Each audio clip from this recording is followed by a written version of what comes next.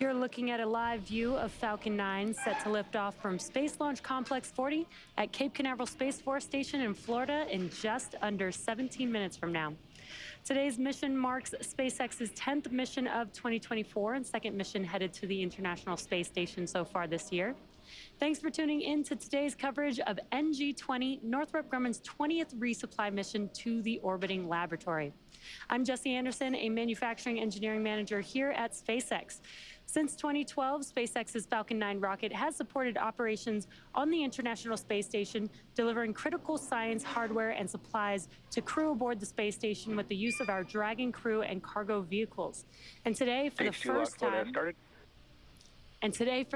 time, we have a new spacecraft on board Falcon 9 with the same purpose in mind. We are excited to be launching Cygnus to low Earth orbit on its 20th resupply mission to the International Space Station. This is the first Falcon 9 launch of Cygnus this year.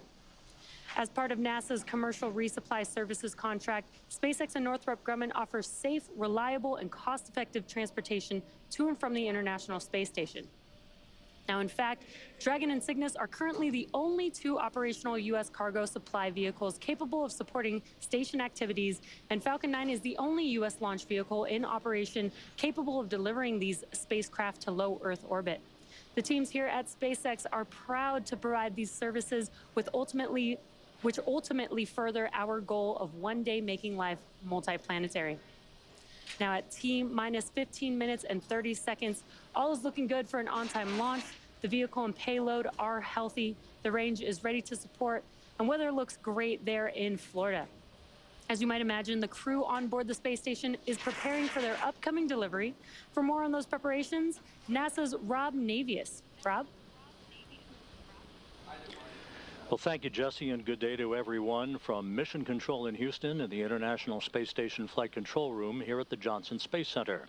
It's a full house aboard the International Space Station with 11 crew members representing 8 nations in support of the Axiom 3 mission. But the focus of attention today is the Falcon 9 launch of the SS Patricia Hilliard Robertson Cygnus cargo craft, Northrop Grumman's resupply vehicle that is poised to deliver 4 tons of science and supplies to the outpost. Now, a launch today for Cygnus will bring the spacecraft to the station in the wee hours Thursday, where NASA astronauts Jasmine Mogbelli and Laurel O'Hara will be poised in the cupola at the robotics workstation, ready to extend the Canadarm2 robotic arm to grapple Cygnus for its installation to the Earth-facing common berthing mechanism on the Unity module for a stay of about 6 months. Originally, Cygnus was to have spent 4 months on the station, but its stay has been extended to mid-July to accommodate stowage and potential reboost capability. So with you, Jesse, we're watching the countdown clocks ticking backward. Now back to you in Hawthorne. Awesome. Thanks, Rob. Falcon 9 is a reusable 2-stage rocket designed and manufactured by SpaceX for the reliable and safe transport of people and payloads in Earth orbit and beyond. Today marks SpaceX's 305th launch, and for those of you following along, you'll know that about 1/3 of those launches were in 2023 alone and represent 80% of the world's total mass to orbit. We are currently launching about every 3 days and are looking to launch up to 150 missions in 2024. And reusability is what makes this all possible. Starting from the bottom of the rocket, the first stage, also referred to as the booster, makes up over 60% of the entire length of the Falcon 9 vehicle. It's also the part of the vehicle that gets reused over and over. In fact, the dark soot that you see around the lower part of the first stage are remnants from its previous 9 launches. This booster is a well-versed veteran launch vehicle and is set to return back to land again today. The white section above the black inner stage is the second stage. After the first and second stages separate about 2.5 minutes into flight, the second stage will ignite its MVAC engine to carry the Cygnus spacecraft to orbit. Above the second stage is the payload fairing, which is the nose cone structure at the very top of the rocket. It protects the payload, and in this case, the Cygnus spacecraft, until we reach space. Around 3 minutes into flight, once we've exited Earth's atmosphere, we will jettison the fairing halves and attempt to retrieve them once they return back down to Earth. This payload fairing was customized to accommodate late load operations on the pad, and we'll talk more about these modifications a bit later in the program. For now, let's learn a bit more about the spacecraft itself. Rob? Thanks, Jesse. As mentioned earlier, Northrop Grumman's Cygnus cargo craft is about to deliver about 4 tons of science and supplies to the International Space Station, hitching a ride today for the first time on the venerable SpaceX Falcon 9 rocket. On the phone with us right now to discuss this unique marriage of rockets and resupply is a former veteran astronaut, Dan Tawney, who flew 2 supply and assembly missions to the International Space Station. He is now Northrop Grumman's program manager for human exploration and operations. Dan, it's been a while, but it's great to have you with us today. Rob, it's great to hear your voice and to be working with you again. Thanks for the call. Our pleasure, Dan. From your experience on board the station a few years ago, what's involved in unloading a cache of cargo that a resupply vehicle brings to the complex in what amounts to its own complex operation? Yeah, it is a complex operation, and from a crew member's point of view, boy, it's like Christmas. Or nowadays, it's like watching the Amazon truck show up and unload a bunch of stuff. We're bringing 8,000 pounds, over 8,000 pounds of stuff to the crew, and not only is it, the scientific experiments and stuff that the space station itself needs, but it's food, it's clothes, and really, personally, to the crew, it's notes and mementos and stuff from their families and friends. It's great to put a little personal stuff in there. So it's an exciting day to receive a new cargo ship, but boy, they've got a lot of hours ahead, unloading everything, putting it someplace in the station, and then and filling it back up with trash. And Dan, this Cygnus is named after astronaut Patty Hilliard Robertson, a good friend of yours, who tragically lost her life in a plane crash in 2001. You knew her very well. So on this day, a special day for you, your thoughts about her and the fact that Cygnus is named in her memory. Yeah, one of the things we've done on Cygnus from their very first mission is name them after space pioneers, people that are very important to the human space program. And this is very personal for many of us. In my class, we've been able to name a Cygnus for Pierce Sellers, and Laurel Clark was the last one. And in this one, we get to honor Patty Robertson. She was in the class of 98. We were in the class of 96, so we were sort of the sophomores to her freshman class, and so we got the honor of being with those guys when they were getting ready for their first 238 flight and their first sim and their first NBL run, and so got to know them very well. Patty, she lit up a room. She was so wonderful to work with. Her attitude was great. She was smiling.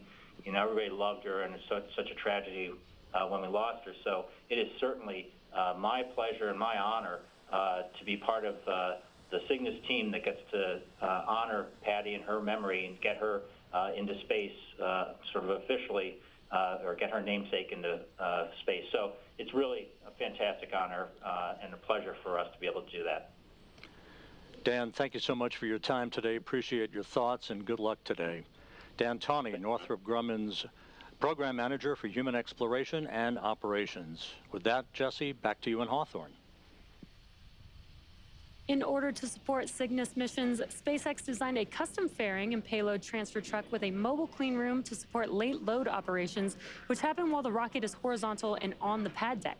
Late load refers to loading cargo in the final hours before launch and after the spacecraft has already been encapsulated inside the fairing. The fairing modifications includes a new roughly 5-foot by 4-foot fairing door that opens directly into the mobile clean room. At T-24 hours, late load ops began. Techs removed the door and opened Cygnus's forward hatch to load time-sensitive cargo right on the pad. And then at T-7 hours, Falcon 9 went vertical. Now with T-8 minutes to go, all is looking good for an on-time liftoff today. Again, the payload and vehicle are healthy. The range is ready to support, and weather looks amazing over there in Florida. For now, let's head back to Rob for a closer look at the science on today's mission. Rob?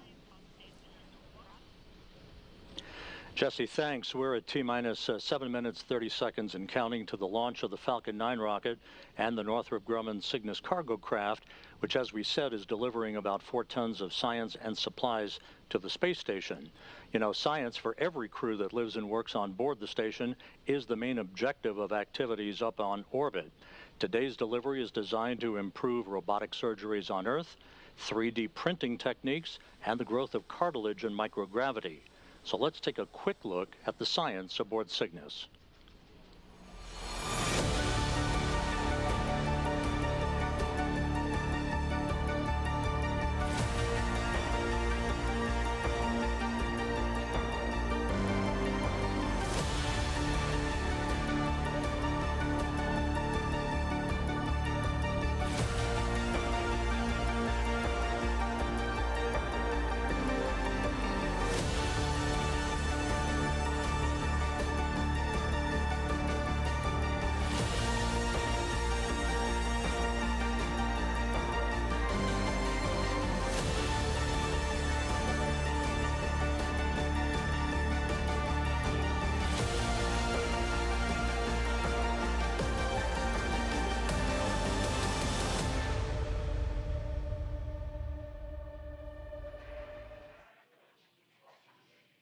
It's T-minus 6 minutes and 5 seconds, and the SpaceX team is working no significant issues. Weather is go, range remains go for launch, and at this point, RP-1 fuel is completely loaded on the second stage and nearly complete on first stage. Liquid oxygen loading is underway on both stages and will complete at T-minus 2 minutes to launch. We're also loading helium gas into both stages. Falcon 9 uses helium as a pressurant to backfill the propellant tanks as liquid oxygen and RP-1 are consumed by the Grumman engines during ascent. Helium load began before the broadcast went live and will continue to top off until a minute and a half before launch. Jesse, to make sure engine startup goes well, SpaceX performed what is called engine chill, where a small amount of the super chilled liquid oxygen flowed into the Merlin engine's turbopumps. This was done to avoid a thermal shock to the propulsion system when the full flow of super chilled liquid oxygen is introduced into the Falcon 9 plumbing. Cygnus is also undergoing final vehicle health checks at this moment as it prepares to go on internal battery power, all of that being monitored by Northrop Grumman flight controllers in Dulles, Virginia. Now, the next event coming up will be the transporter erector retracting away from the vehicle. Now, the transporter erector, or the TE, is that large structural structure next to Falcon 9, which you can see there on your screen. There are some clamp arms that are around the second stage just below the fairing. Those will open up first, and once they are fully open, then the TE can recline away from the vehicle. And we did hear a call out that strong back retract is starting now. And it's a bit slow and slight, but you can see on your screen those clamp arms that I mentioned just below the fairing there are opening up. Again, in these last few minutes, Falcon 9 is performing final health checks on its primary communications, avionics, and propulsion systems in preparation for flight.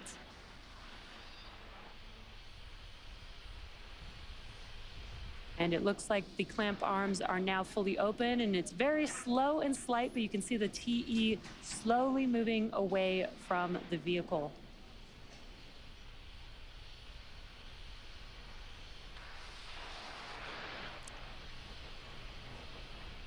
And that should conclude the TE retraction. Now, we may hear some callouts that engines are also sufficiently chilled as we get a little closer to liftoff.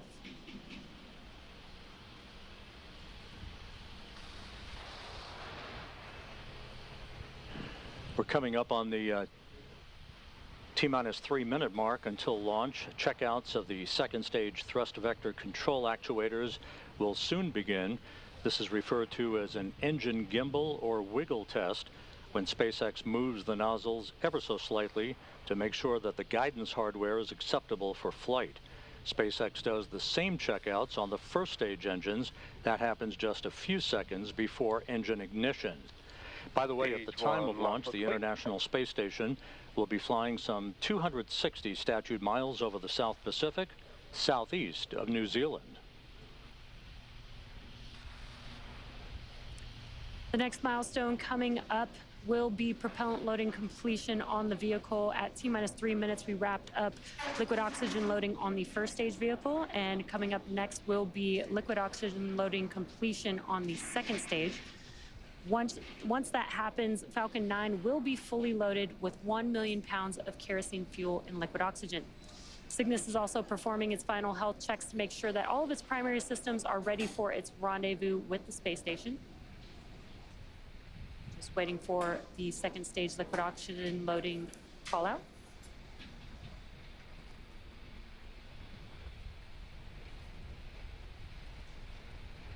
Stage 2, lock flow complete. And there it is. That concludes propellant loading on Falcon 9. Now that this is complete, we will begin to vent out, and you can see it there on your screen, the liquid oxygen line on the transporter erector.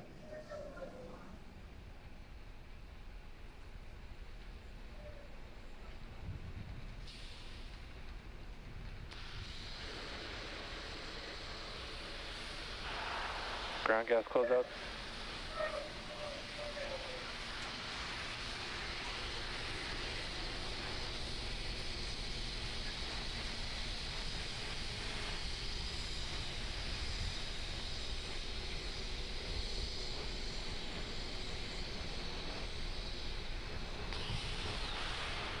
Falcon 9 is in startup.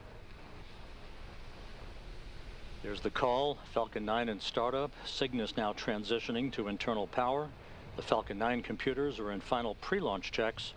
That instructs the rocket through the last seconds before liftoff. Falcon Cygnus, Both stages now being pressurized for launch. The range remains go for launch. A pristine day for a launch from the Space Coast. T-minus 40 seconds and counting.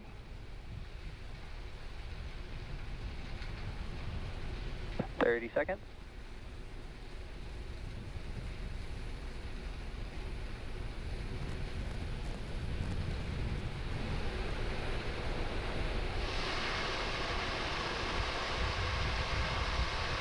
Seconds. T-minus 10, 9, 8, 7, 6, 5, 4, 3, 2, 1. Ignition. Engines full power. And liftoff. Go Cygnus, go Falcon.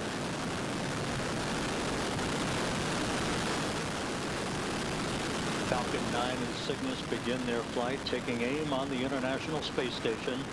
Pitch and roll program are in. Falcon 9 arcing out to the northeast. MOD tier and pressure coming.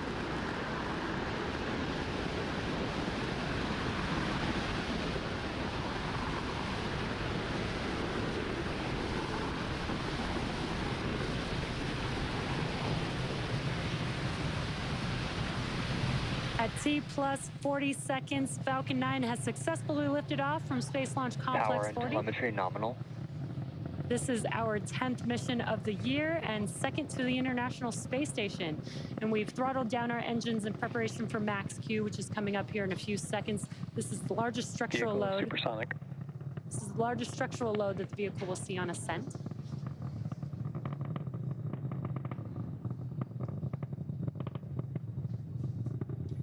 Max Q.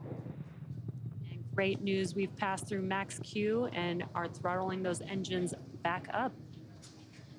Next up will be 5 events in rapid succession. That will be main engine cutoff, stage separation, second engine start, or SES-1, the boost back burn startup on the first stage, and fairing separation.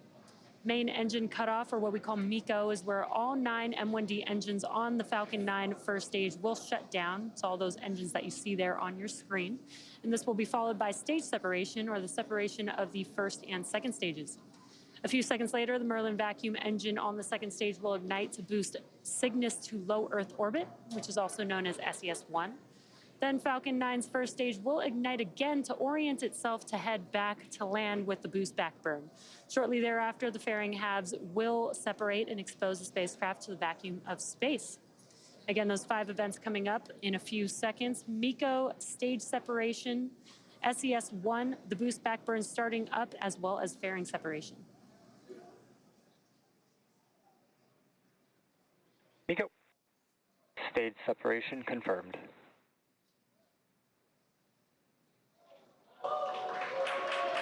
And back ignition. Stage 1 boost back startup. And there we've had MECO stage separation, the MVAC engine on the second stage ignited, as well as the boost back burn starting up on the first stage vehicle. And some awesome views there on your screen. On your left-hand side is a view from the first stage. On your right-hand side, a view from the second stage.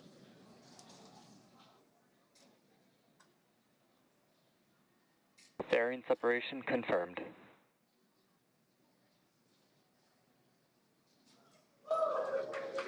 And excellent news. We were able to see and hear the call out for confirmation of fairing separation. You can actually see one of the fairing halves falling back to Earth on your right-hand screen.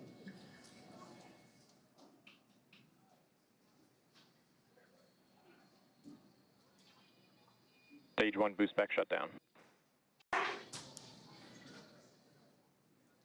And we heard that call out, and you can see on your left-hand screen that the engines on the first stage vehicle have shut down, and that concludes the boost back burn for the first stage vehicle. You can also see that the grid fins are now deploying on the first stage. Both vehicles are following nominal trajectory. And great call outs that both vehicles are on nominal trajectories.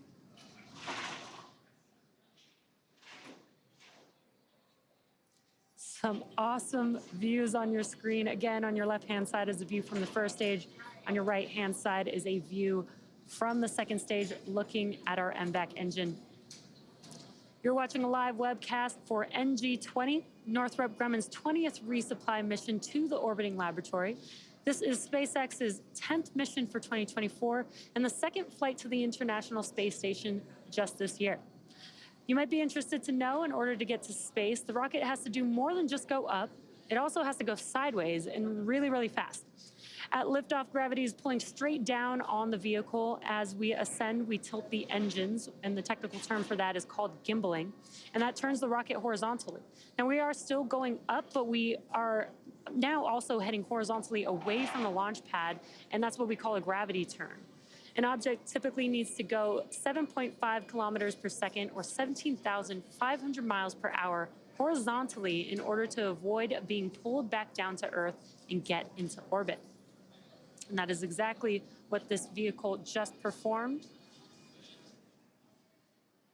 And on your left-hand side, again, is the first stage making its way back down to Earth.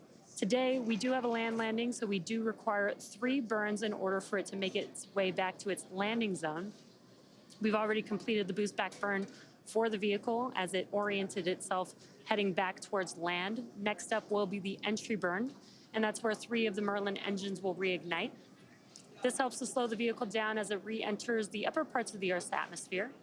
And then will be followed by the last burn, which is the landing burn. That's a single engine burn that brings the vehicle speed down rapidly in order to touch down back on Earth. And a really cool view of that first stage vehicle from our ground tracking camera. That looks amazing. And that entry burn is coming up here in just about 30 seconds or so.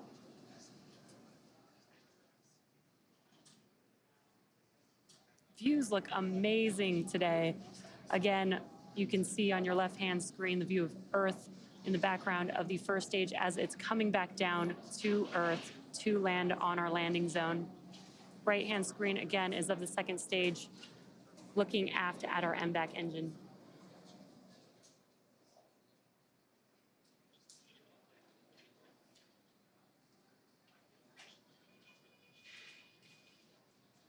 Stage 1 entry burn startup.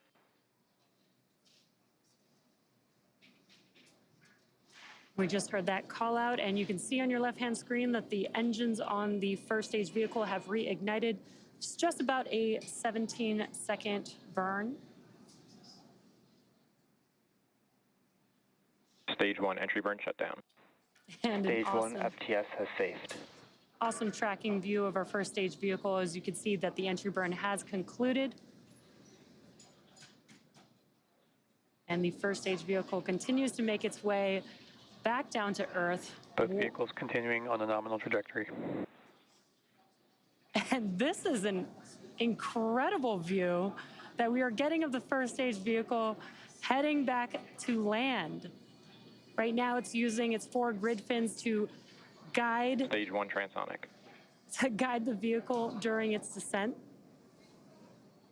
And this is amazing. You can see those 4 grid fins deployed.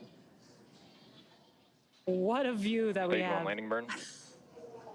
And you can see that the landing burn has begun for the vehicle. Let's watch as Falcon 9 touches back down on land.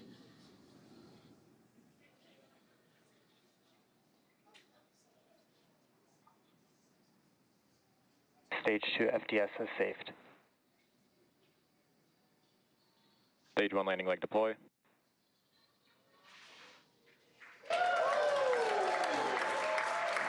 Stage 1 landing confirmed. What a sight to see. Falcon has touched down. This booster just completed its 10th flight and the 268th successful landing of an orbital class rocket, including both Falcon 9 and Falcon Heavy boosters. That was such an incredible view to watch. Now, next up is SECO for the second stage. That's where we will shut down this MVAC engine. Nominal orbit insertion. And great news, we heard that call out for SECO 1 as well as confirmation of good orbit.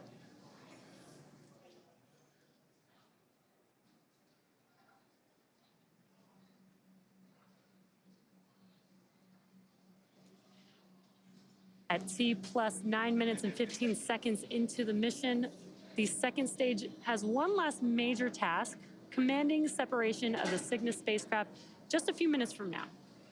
For those of you just tuning in, you're watching a live webcast for NG-20, Northrop Grumman's 20th resupply mission to the International Space Station. This is SpaceX's 10th mission for 2024 and second flight to the International Space Station this year. And for those of you following along, you'll know that Cygnus will be joining 2 SpaceX Dragon spacecraft that are already docked at station as part of the Crew 7 and Axiom 3 missions. Crew 7 docked with the space station in August of last year, and Axiom 3 arrived earlier this month on January 20th. We are getting some incredible views. Again, what you're seeing on your screen is a view from the second stage looking aft at our MVAC engine. And you can see today that we are flying a shorter nozzle.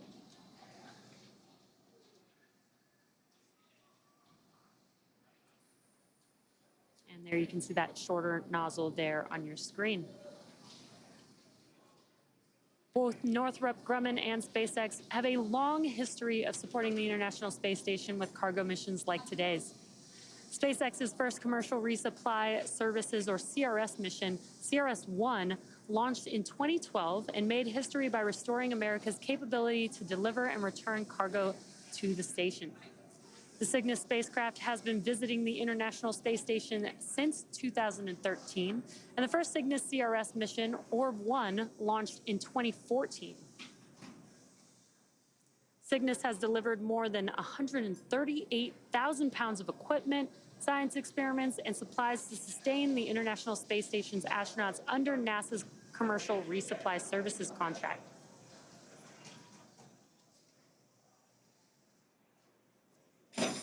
The most recent cargo resupply mission was SpaceX's CRS-29, and that was at the end of 2023, delivering more than 6,500 pounds of scientific research, crew supplies, and hardware to the orbiting laboratory. And today, Dragon is the only spacecraft currently flying that is capable of returning significant amounts of cargo back down to Earth. The CRS partnership has helped build a strong American commercial space industry that will soon take us to destinations beyond low Earth orbit. Now, in fact, these missions provide critical learnings that will help us develop a human presence on the Moon and Mars, which will require a steady supply of cargo missions to grow and thrive. Again, if you're just now tuning in, we've had an on-time liftoff from Cape Canaveral at 12:07 p.m. Eastern Time. We had a good stage separation. Falcon 9's first stage returned back to land and touchdown for landing.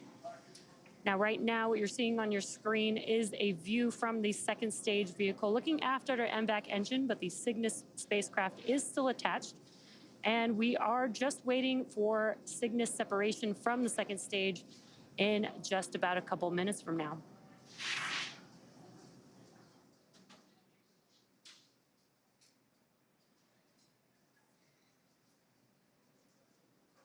Again, getting some awesome views here. And you can see that the vehicle is coasting. On your bottom right-hand corner of your screen, you can see the speed as well as the altitude of the vehicle with the payload attached. As a reminder, this is the first SpaceX launch of Cygnus this year. Cygnus refers to the constellation that is visible in the northern night sky. It's the company's tradition to name each Cygnus spacecraft in honor of an individual who has made substantial contributions to human spaceflight. Northrop Grumman named the NG-20 Cygnus spacecraft in remembrance and celebration of the life of NASA astronaut Dr. Patricia Patty Hilliard Robertson. Following separation, Cygnus will have a nearly 40-hour transit to the space station, where the station's Canadarm2 will grapple Cygnus, and the spacecraft will attach to the Unity module's Earth-facing port for cargo unloading by the Expedition 70 crew.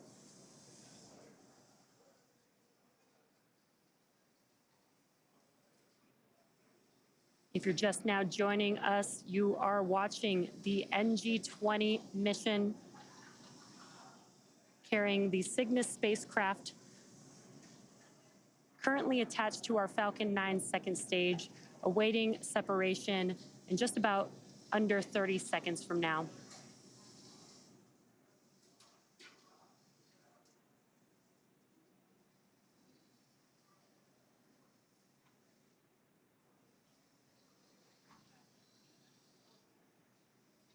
That view that you see there on your screen is looking forward at the payload. And separation coming up here in a few seconds. Cygnus deploy confirmed.